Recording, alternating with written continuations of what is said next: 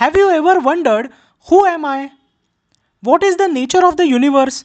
And how is everything connected?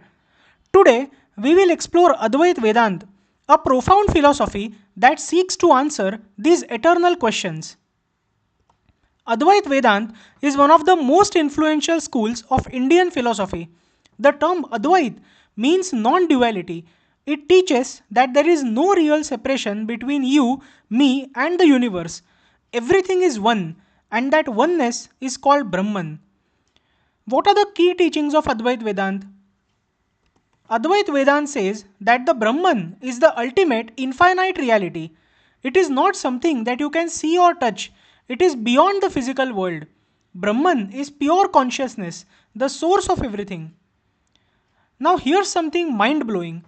The philosophy says that your true self, called Atman, is not your body, mind, or personality. Atman is the same as Brahman.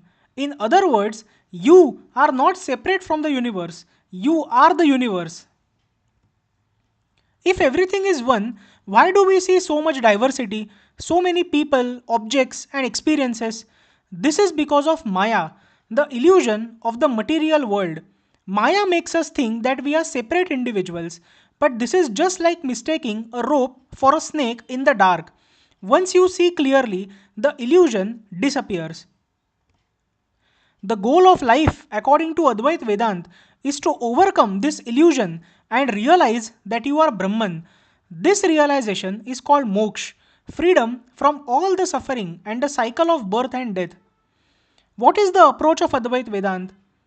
The first thing that Advait Vedant focuses on is self inquiry. Who am I? Advait Vedant encourages self inquiry. It asks us to question ourselves.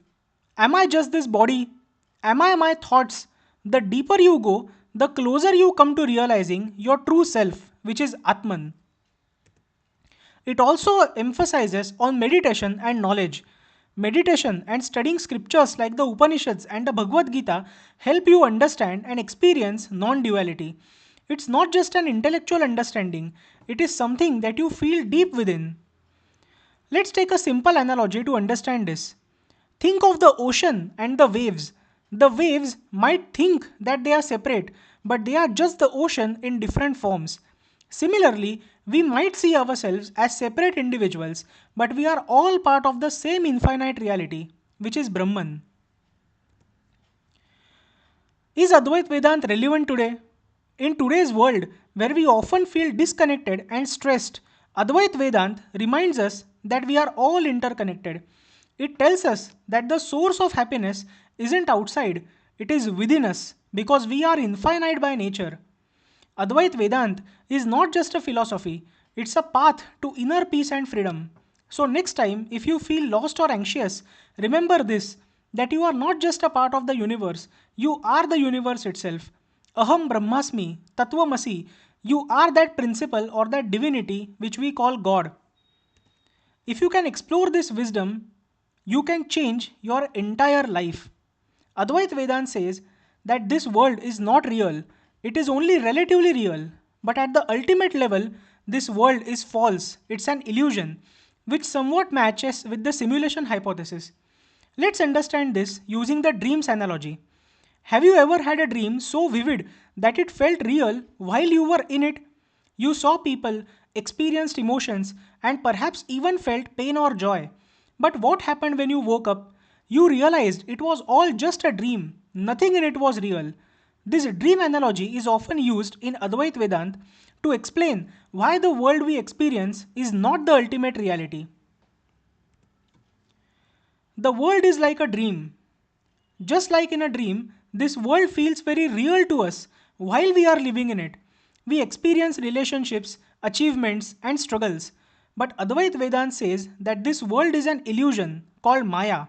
It's temporary and ever changing, just like the dream world. In a dream, you might see yourself as a specific character, a student, a warrior, or even a bird.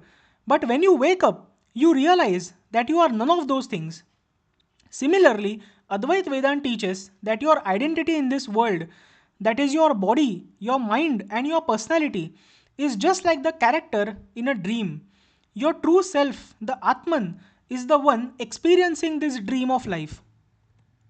So reality itself becomes an illusion.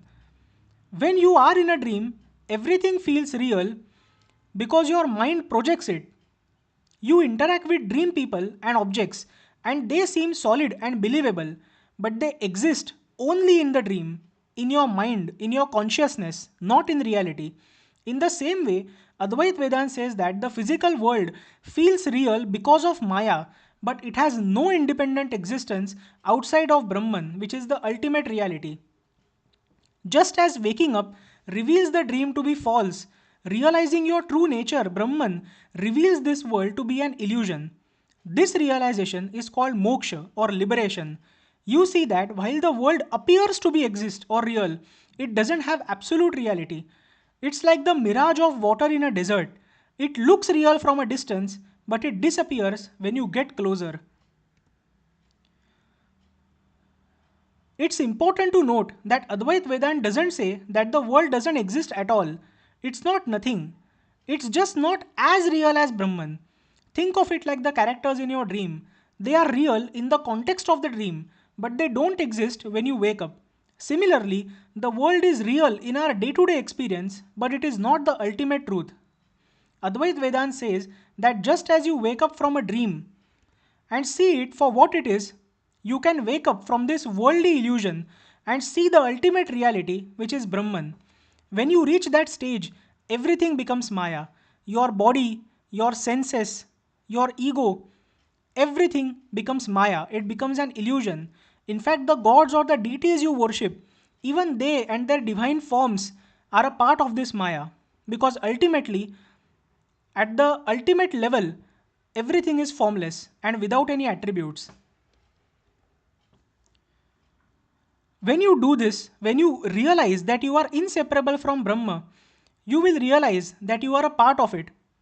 You are always infinite, eternal, and free, just temporarily caught in the illusion of this dreamlike world. That was the philosophy of Advait Vedant. Thank you so much for listening.